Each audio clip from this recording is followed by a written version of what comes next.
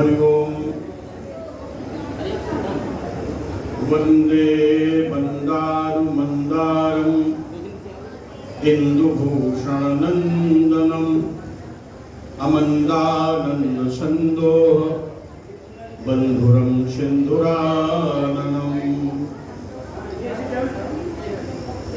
वीणाधरे विपुल मंगलदानशीले भक्तार्तिनाशिले विरंचि हरीश वंदे कीर्तिप्रदे अखिल मनोरथ दे महार्ये विद्याप्रदायिनि सरस्वती नौमि नित्यं गंगा तरंग रमणीय जटा कलापं गौरी निरंतर विभूषित काम भागं नारायण प्रियमनन्नमदापहारं वाराणसी पुरपतिं वद विश्वनाथं सर्वमंगलमांगल्ये शिवे सर्वार्थसाधिके शरण्ये त्र्यंबके गौरी नारायणी नमोस्तुते दुर्गे स्मृता हर्षभीतिमशेषजन्तो स्वस्थै स्मृता मतिमतीव शुभां ददासि दारिद्र्यदुःखभयहारिणिका त्वदन्या सर्वोपकारकरणाय सदार्द्रचित्ता वंशी विभूषित करान्नवनीरदाभात् पीताम्बराधर्मबिम्ब फलाधरोष्ठात् पूर्णेन्दु सुन्दरमुखादरविन्दनेत्रात् कृष्णात् परं किमपि तत्त्वमहं न जाने अतुलितबलधामं हेमशैलाभदेहं दनुजवनकृशानं ज्ञानिनामग्रगण्यं सकलगुणनिधानं वानराणामधीशं रघुपति प्रिय भक्तं वातजातं नमामि श्रीरामचंद्र चरणं मनसा स्मरामि श्रीरामचंद्र चरणं वचसा गृह्णामि श्रीरामचंद्र चरणं शिरसा नमामि श्रीरामचंद्र चरणं शरणं प्रपद्ये वंदे विदेहतनया परपुण्डरीकं कैशोरशौरवसमाहितयोगिचित्तं हन्तं प्रतापमनिशं मुनिहंससेव्यं सन्मानशाली परिपीतपरागपुण्यं गोविंद जय जय गोपाल जय जय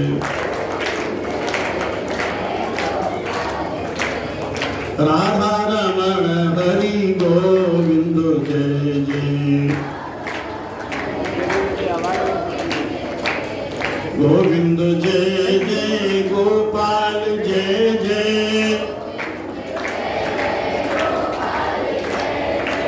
राधा रमण हरि गोविंद जय जय राधा की जय जय रुक्मिणी की जय जय मोर मुकुट वंशी वाले की जय जय गोविंद जय जय गोपाल जय जय बोलिए वृंदावन बिहारी लाल की राधा कृष्ण भगवान की समागत इस पावन बिल्लौर इंटर कॉलेज के इस सभागार में समुपस्थित संपूर्ण हमारे विद्यार्थी बच्चे बिल्लौर इंटर कॉलेज के यशस्वी और बड़े ही कुशल प्रशासक प्रबंधक श्री प्रभाकर जी श्रीवास्तव और हमारे बिल्लौर के सनातन धर्म और वैदिक भारतीय संस्कृति के उन्नयन में जिन्होंने अपना संपूर्ण जीवन समर्पित कर दिया, ऐसे श्री श्याम दुलारे जी अवस्थी जेलर, रिटायर्ड जेलर यहाँ विराजमान हैं और प्रभाकर जी के अग्रज श्री दिवाकर जी श्रीवास्तव और वरिष्ठ अध्यापक गण लेक्चरर जो प्रवक्ता हैं और जो सीटी वेतन क्रम के हैं, सभी अध्यापक विराजमान हैं, प्राचार्य, उप प्राचार्य आदि सभी जो भी हैं, सबका मैं इस पावन मंच से स्वागत करता हूँ और आशीर्वाद देता हूँ, शुभकामनाएं देता हूँ। आज जन्माष्टमी का पावन पर्व है। आज से 5247 वर्ष पहले लगभग भगवान कृष्ण का अवतार हुआ था। 5247 वर्ष पहले। तो भगवान कृष्ण तो अनादि है, पूर्ण ब्रह्म है, नारायण है, परमात्मा है, जो सभी प्राणियों में इनका प्रकाश है। यजुर्वेद के श्रोतोपनिषद में एक मंत्र है, एको देवः सर्वभूतेषु मूढ़ः, सर्वव्यापी सर्वभूतांतरात्मा, कर्माध्यक्षा सर्वभूतादिवासा, साक्षी चेता केवलो निर्गुणश्च। एक ही ब्रह्म, ब्रह्म एक है, ओम एकाक्षरम ब्रह्म, एको ब्रह्म द्वितीयो नास्ति। तो जो एक ब्रह्म है वो सब में समान रीति से व्याप्त है, उनका प्रकाश। ईशावास्य उपनिषद यजुर्वेद में कहा, ओम ईशावास्यगतं सर्वं यत्किंच जगत्याम जगत तेन त्यक्तेन भुंजीथा मां वृथा कस्मिंश्चित् धनम। वो एक ही परमात्मा सब में व्याप्त है, मनुष्यों में भी है, पशुओं में भी है, पक्षियों में भी है, और जड़ में भी है, चेतन में भी है। ये जो वृक्ष हैं इनमें भी चेतन है, इनमें भी परमात्मा का निवास है। और बहुत अच्छी हरियाली हमारे प्रबंधक जी ने विद्यालय में बनाई है, बहुत, इनमें भी नारायण। तो जड़ चेतन चराचर जगत में परमात्मा जो व्याप्त है, जिनकी आज्ञा से सूर्योदय होते हैं, जिनकी आज्ञा से चंद्रोदय होता है, जिनकी आज्ञा से वायु का बहना एक क्षण के लिए बंद नहीं है, जिनकी प्रेरणा से हम बोल रहे हैं, आप बोल रहे हैं, आप कुछ कर रहे हैं, ये संपूर्ण चेतनता ये परमात्मा की है। योऽन्तः प्रविश्य मम वाचं मां प्रसुप्तां संजीवयत अखिल शक्तिधरा स्वधाम्ना। वो अखिल शक्तिधर है, अपने तेज से सबको चैतन्यता प्रदान करते हैं, वही कृष्ण है। और वो अवतार लेते हैं, समय समय पर अवतार लेते हैं। देखिए बच्चों, गीता में बातें न करो, सुनो ध्यान से। गीता में स्वयं भगवान कृष्ण ने कहा, यदा यदा धर्मस्य ग्लानिर्भवति भारत अभ्युत्थानम् अधर्मस्य तदात्मानं सृजाम्यहम् परित्राणाय साधूनां विनाशाय च दुष्कृतां धर्म संस्थापनार्थाय संभवामि युगे युगे। जब जब इस धरती पर अधर्म बढ़ने लगता है, पापाचारी लोग बढ़ने लगते हैं, धर्म नष्ट होने लगता, मानवता नष्ट होने लगती है, तब तब भगवान अवतार लेते हैं। परित्राणाय साधूनां विनाशाय च दुष्कृतां धर्म संस्थापनार्थाय संभवामि युगे युगे। तो संतों की रक्षा के लिए, संत का अर्थ है जो सज्जन पुरुष है, जो मानवतावादी है, जो धर्म और मानवता मानवीय गुणों से, सत्य, प्रेम, करुणा, तपस्या, सदाचार, परोपकार की भावना से ओतप्रोत है, ऐसे व्यक्ति, इनकी रक्षा के लिए भगवान का अवतार होता है। जो दुष्ट दूसरे को सताते हैं, ईर्ष्या, द्वेषी, पापी, कितना बढ़िया सुहावना दृश्य हो गया। तो ऐसे दुष्टों के विनाश के लिए परमात्मा अवतार लेते हैं। जब जब हो धर्म की हानि, बाढ़ई असुर अधम अभिमानी, तब तब धरि प्रभु की विधि शरीरा, हरि कृपाली सज्जन पीरा। तो ऐसा ही दृश्य द्वापर में आ गया, जिस समय अत्याचारी कंस के अत्याचार से शब्द दुखी हो गए, ब्राह्मण दुखी हो गए, धरती दुखी हो गई, गौ माता दुखी हो गई, चारों ओर कंस की अराजकता फैल गई, व्यक्तियों का आतंक बढ़ गया।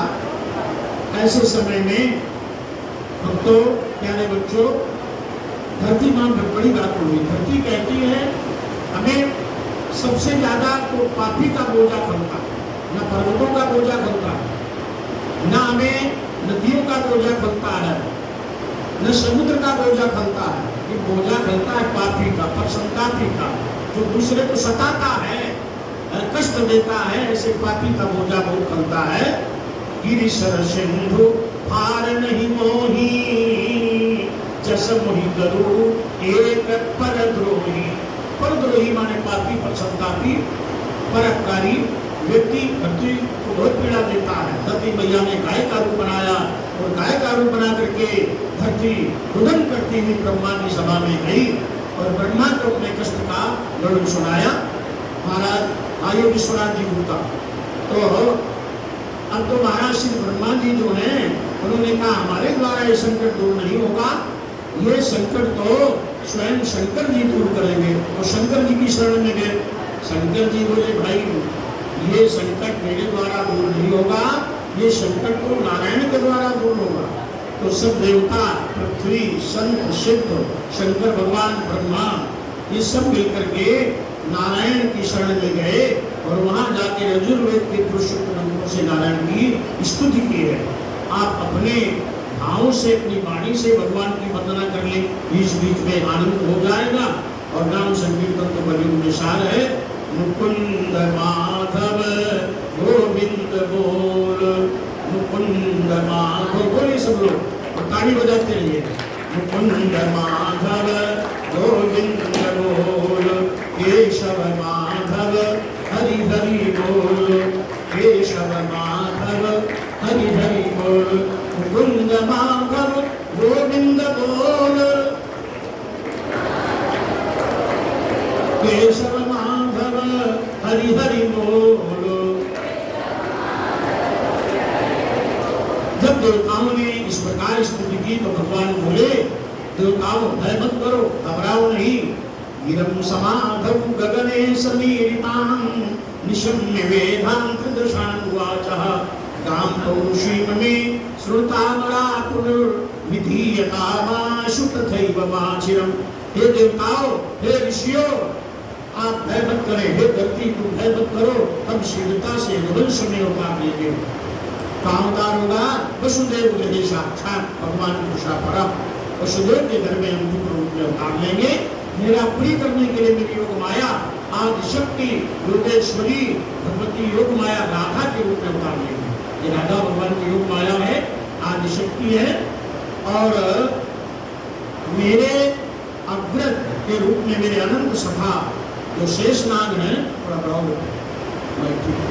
मेरे जो अनंत सखा सहयोगी हैं शेषनाग, 2000 सुरों वाले शेषनाग हमारे अग्रज बलराम के रूप में उतार लेंगे। हे देवताओं तुम चलो, ग्वाल बालों के रूप में वहां अवतार जन्म लो।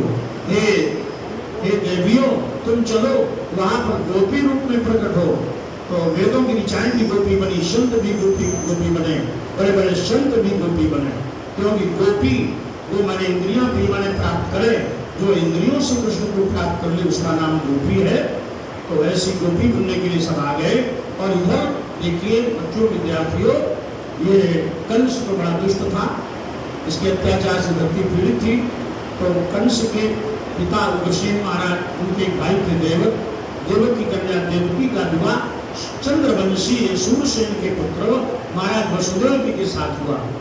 और जब विदाई हुई तो कंस ने सारथी को हटा दिया और स्वयं रथ संचालन करते हुए चला।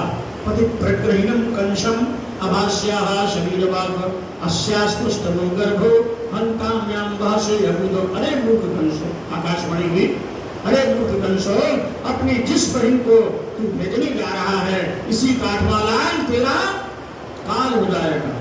कंस रथ से कूदा, देवकी के बाल पकड़े, तलवार उठाई और मारने के लिए उद्यत हो गया। महाराज वसुदेव बोले आप तो बड़े यशस्वी हैं, एक नारी को विवाह के समय मारना शोभा नहीं देता। जिस मृत्यु के भय से तुम देवकी को मार देना चाहते हो वह मृत्यु टलेगी नहीं। मृत्यु जन्मवतां वीर देहेन सहजायते अद्य वा वर्षतान्ते वा मृत्युर्वै प्राणिनां ध्रुवः। जिस दिन मनुष्य का जन्म हो जाता है उस दिन उसकी मृत्यु भी निश्चित हो जाती है। आजकल या वर्षों बाद मनुष्य की मृत्यु निश्चित है। शरीर मर जाता है, देह पंचत्वमापन्न, शरीर नष्ट हो जाता है, लेकिन आत्मा नष्ट नहीं होती। आत्मा अजर है, अमर है, शाश्वत है। गीता ने कहा न जायते देते वा कदाचित नयन भूत्वा भविता वा न भूयः अजो नित्यम शाश्वतोयम पुराणो नयन हनते हन्यमाने शरीरे। आत्मा अजर है, अमर है, अविनाशी है। वो आत्मा जो भगवान का प्रकाश है वो शरीर से निकल जाता है और शरीर जो मृत पंच भौतिक है वो यही पड़ा रह जाता है। अब ये आत्मा निकल कर कहाँ जाता है, ये जिज्ञासा होगी सबके मन में। ये आत्मा निकल कर कहाँ जाता है? बोले इसे कर्मानुसार योनि प्राप्त होती है। तो कर्म तो आत्मा करती नहीं, कर्म तो शरीर करता है। 5 ज्ञानेंद्रियां शरीर में, आँख कान नाक जीवा त्वचा, 5 जो है कर्मेंद्रियां हैं। हाथ पैर मुख बल विसर्जन के अंग, इनका राजा मन है। मन के ऊपर बुद्धि का शासन है, बुद्धि के ऊपर आत्मा है। तो ये 4 जो अंतःकरण चतुष्टय है, मन बुद्धि चित्त अहंकार। तो ये शरीर तो यही रह गया, आत्मा निकल गया। अब आत्मा को दंड दिया जाता है। आत्मा ने कोई पाप किया नहीं, वो तो परमात्मा का अंश है। ईश्वर अंश जीव अविनाशी चेतन अमर सहज सुखराशि। तो जब मरता है कोई तो उसके शरीर से जो आत्मा निकलती है उसके साथ मन बुद्धि चित्त अहंकार सूक्ष्म शरीर साथ जाता है और प्रादेश मात्र का छाया शरीर उसके साथ जाता है, जिसको अपने कर्मों की स्मृति बनी रहती है और उसी के अनुसार उसे दंड दिया जाता है और पुरस्कार दिया जाता है और योनि का निर्धारण होता है। कर्म तो शरीर कर रहा है, लेकिन इसका साक्षी जो है वो जीवात्मा है और जीवात्मा भी इन इंद्रियों के मोह में पड़ करके वो उस कर्म में लिप्त हो जाता है, इसलिए उसको फल भोगना पड़ता है। इसको वेदांत में कहा, इसको सरल गोस्वामी जी ने कर दिया। ईश्वरंश जीव अविनाशी चेतन अमर सहज सुखराशि सो माया बस भरो गोसाई। जीव माया के बस में हो गया, सो माया बस भरो गोसाई। बध्यो कीर बरकट की नाई जल चेतने ग्रंथि पड़ी गई जगत प्रखा छूटत कट गई। तब ते जीव भयो संसारी छूटे न ग्रंथि रोल सुधारी। फिर तो सदा माया कर प्रेरा काल कर्म स्वभाव गुण फेरा। ये जीव को काल कर्म स्वभाव इनके बस में होकर के अनेक योनियों में भटकना पड़ता है। नारायण तो माया को सुग्रीव ने समझाया कि देहाभिमान छोड़ दो, तुम सत्कर्म करो। देवकी तुम्हारी बहन है, कन्या है, देवी है। ये जो नारियां हैं ये तो देवी का स्वरूप होती है, कन्याएं देवी का स्वरूप होती है। ये तो नारस्त पूजन के रमनते तत्व देवता, जहाँ नारी का आदर है वहाँ देवता निवास करते हैं। बहुत समझाया, लेकिन मूर्ख था। मूर्ख को उपदेशिवो ज्ञान गांठते जाए कोयला श्वेतन होता है श्रवण साधु खाए। अब तो कंस स्वयं मारने चला वसुदेव को। देवकी बोली मुझे मारो। अंततः यही महाराज वसुदेव जी ने कह दिया मैं 8वां लाल तुम्हें सौंप दूंगा। कारागृह में डाला, समय पर पहला लाल हुआ। तो पहला लाल देने गए, कंस ने कहा वापस ले जाओ। नारद जी ने समझा दिया 8 तुम्हारे शत्रु हैं। तो उसने 6 बार मार दिए। 7वीं बार शेषनाग महाराज बलदाऊ, उनका गर्भ योग माया ने खींचा तो रोहिणी माता के गर्भ में पहुंचा दिया, जहाँ बलदाऊ भैया भादव की शुक्ल पक्ष छठ को उनका अवतार हुआ। महाराज दो बलदाऊ भैया की और इसके बाद स्वयं 8वीं बार नारायण परमात्मा जगदाधार विश्व नियंता सर्वनियामक सर्वसत्तावान ब्रह्म, जिनके द्वारा सृष्टि रची जाती है, जिनके संकेतों पर पालन हो रहा है, जिनके संकेतों पर श्रृंगार हो रहा है, वो नारायण विश्वात्मा। आज ततश्च शरीर आनंद से महाराज अवतार लेने आ रहे माता देवकी की गर्भ में। माता के मुख पर प्रकाश है। ये प्रकाश देख करके कंस भयभीत हो गया, मारने चला। तो कानों में आवाज आई, ये नारी है, गर्भवती है, बहन है, इसको मारने से तुम्हारी कीर्ति यश सब नष्ट हो जाएगा। क्योंकि जब मनुष्य कोई पाप करता है तो उसकी आत्मा उसे धिक्कारती है और उसका तेज, उसका बल, उसका ऐश्वर्य सब नष्ट हो जाता है। पंथ पग देत खगेशा रहा न तेज बुद्धि बल बलेशा। कंस तलवार लेकर भाग गया, भयभीत सर्वत्र को देखने लगा। अब बड़ा सुंदर समय आ गया। भादों के कृष्ण पक्ष की अष्टमी जो कल है ना, आज उसके पूर्व दिवस पर ये चर्चा हो रही है। तो उस समय सब पूर्ण देवता है और भगवान की उन्होंने गर्भ स्तुति की है। इस श्लोक में 9 बार सत्य शब्द का प्रयोग हुआ।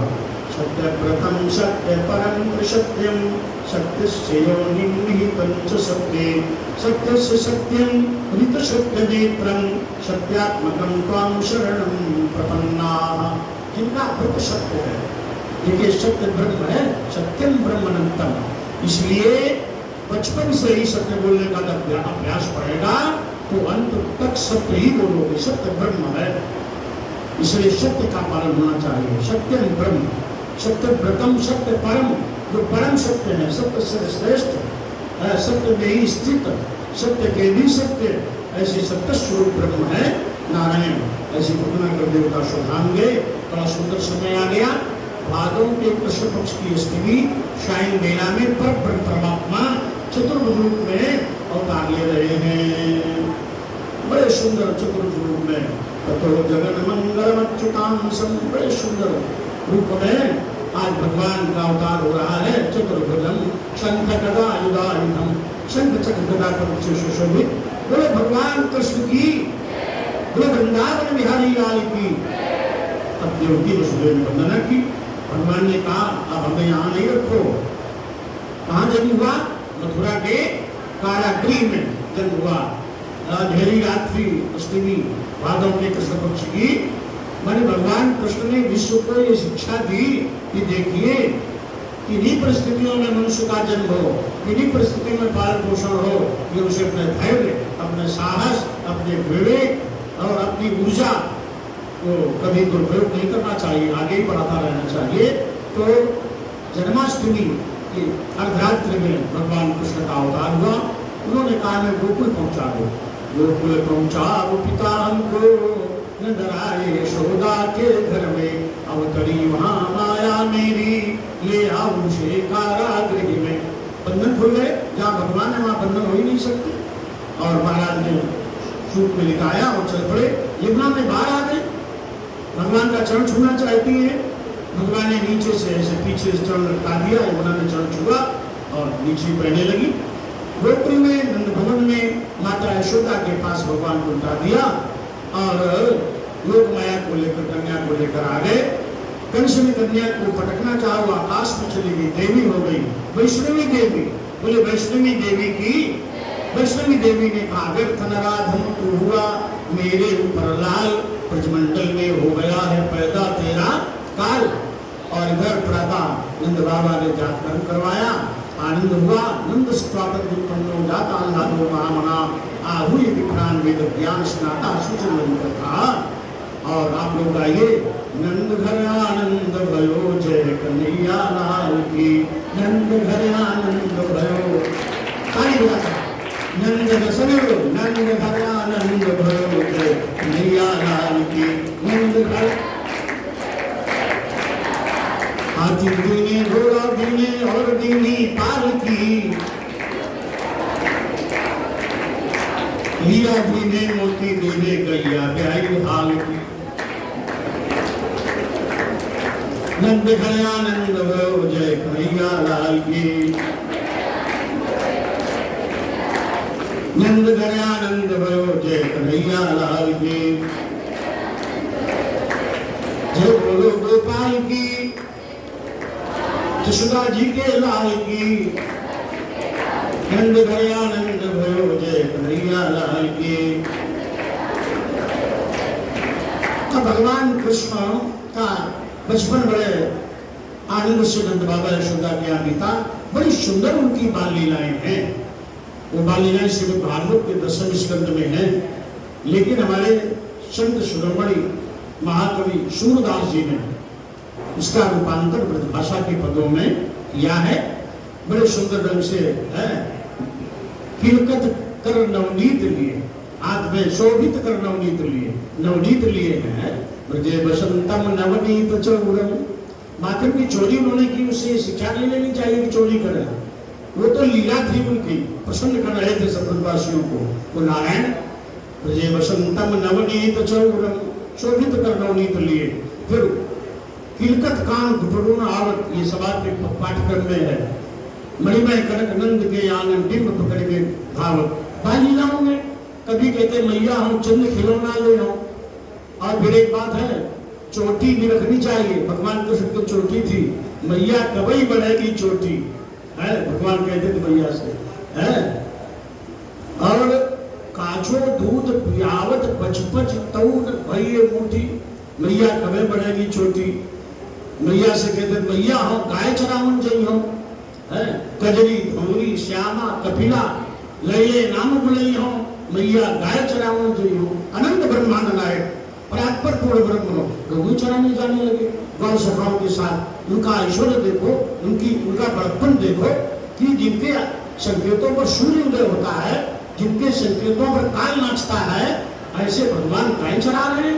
इतने सरल, इतने मनुष्य का जीवन स्वाभाविक होना चाहिए, सरल होना चाहिए। कितना बड़ा पद मिल जाए, कितनी बड़ी प्रतिष्ठा मिल जाए, उसे अपनी सरलता और अपनी स्वाभाविकता को छोड़नी नहीं चाहिए। अहंकार तो कभी आना ही नहीं चाहिए, क्योंकि अहंकार मनुष्य के पतन का हेतु है। तो भगवान कृष्ण के चरित्र से हमें जीवन शिक्षा प्राप्त होती। उन्होंने गौ चराएं, उच्चारण किया और सब ब्रजवासियों को आनंद दिया। बाल सखाओं के साथ खेलते हैं, आनंद लेते हैं, सुंदर ऐश्वर्य में लीलाएं भी करते हैं।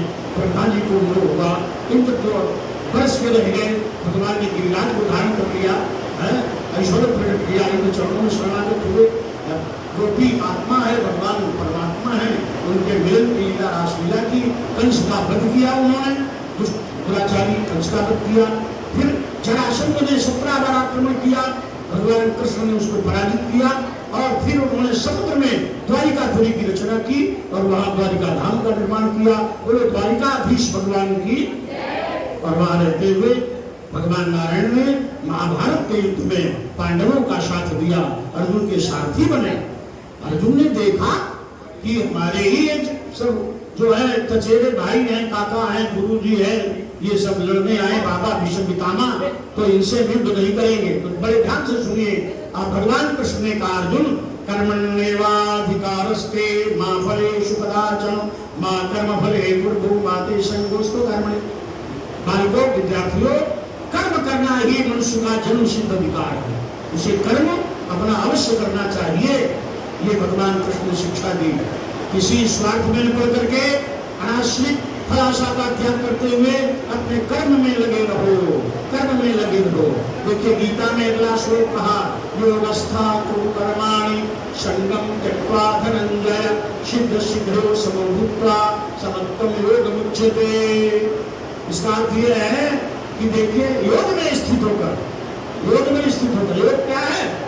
योग को योग के 8 अंग हैं, यम, नियम, आसन, प्राणायाम, प्रत्याहार, धारणा, ध्यान, समाधि। तो यम ब्रह्मचर्य अहिंसा आस्ते परिग्रह, फिर नियम सब संतोष तप स्वाध्याय ईश्वर परिधान। केवल आसन ही योग नहीं है। जो टेलीविजन पर आसन दिखा दे वो योग हो गया, वो तो योग करने के लिए शरीर को सुदृढ़ करना है। यम, नियम, आसन, प्राणायाम, प्राणायाम, प्रत्याहार, धारणा, ध्यान और समाधि की अवस्था जब देह का आभास न रहे, आत्मा में स्थित हो जाए तो योग। तो कहा आत्मा में स्थित होकर कर्म करो, इंद्रियों के प्रेरणा से नहीं, इंद्रियों को संतुष्ट करने के लिए नहीं, आत्मोन्नति के लिए, आत्मोद्धार के लिए, परमात्मा के लिए कर्म करो। परमात्मा को अर्पण कर दो, परमात्मा के लिए, परमात्मा के द्वारा और परमात्मा को अर्पण कर, ऐसा कर्म करना। योगस्था कुरु कर्माणि संयम त्यक्त्वा धनंजय सिद्ध सिद्धो समो भूत्वा समत्वं योगमुच्यते। हो सकता है जीवन में कभी सफलता मिले और कभी असफलता मिले, तो काल में समान रहना, समत्वं योगमुच्यते, वही समत्व योग है। तो भगवान कृष्ण ने शिक्षा दी। भगवान कृष्ण ने कहा निरंतर कर्मयोग में स्थित रहो, अपना अपना कर्म करते रहो। तो विद्यार्थियों, अपना अपना कर्म सबको करते रहना है। हमारा प्रवचन कहीं लंबा ना हो जाए, इसलिए बच्चे उसको हम संक्षिप्त 2 मिनट में समाप्त करते थे। अच्छा, हाँ, बच्चे इधर बैठ जाए, जब पानी आ रहा है। तो अपना कर्म निरंतर करते रहना चाहिए। 3 बातें गीता में कही, कर्मयोग, भक्ति योग और ज्ञान योग। तो कर्मयोग में तो कहा कर्मण्येवाधिकारस्ते, तो पूर्ण का सुख दुख करदाता और निज कृत कर्म भोग सब भ्राता। फिर कह दिया कर्म प्रधान विश्व रचिराखा और जो जस करे सो तस फल चाखा। कर्म ही प्रधान है, जो जैसा करता है उसको वैसा फल भोगना पड़ता है। काहु न को सुख दुख कर दाता और निज कृत कर्म भोग सब भ्राता। तो फिर अंत में कह दिया, हे अर्जुन एक बात तुम्हें बता दे, कर्म का फल तो भोगना ही पड़ेगा, अवश्य में वक्तव्यम कर्म शुभाशुभम, शुभ अशुभ कर्मों का फल भोगना पड़ता है। लेकिन अगर कोई व्यक्ति मुझ में पूर्ण समर्पण कर दे, पूर्ण विलय कर दे, तो मैं उसके कर्म भी समाप्त कर देता हूँ। बड़ी गोपनीय बात उन्होंने अर्जुन को बताई। क्या कह दिया? सर्वधर्मान परित्यज्य मामेकं शरणं व्रज अहं त्वा सर्वपापेभ्यो मोक्षयिष्यामि मा शुचः। अपने संपूर्ण कर्मों को, ये लौकिक प्रपंचों को मुझ में लीन कर दो, मैं तुम्हें सभी पापों से मुक्त कर दूंगा। बड़ी सुंदर बात भगवान कृष्ण ने कही भक्ति योग की। अनन्यास चिन्तयन्तो माम ये जनाः पर्युपासते तेषां नित्यायुक्तानां योगक्षेमं भाम्यम्।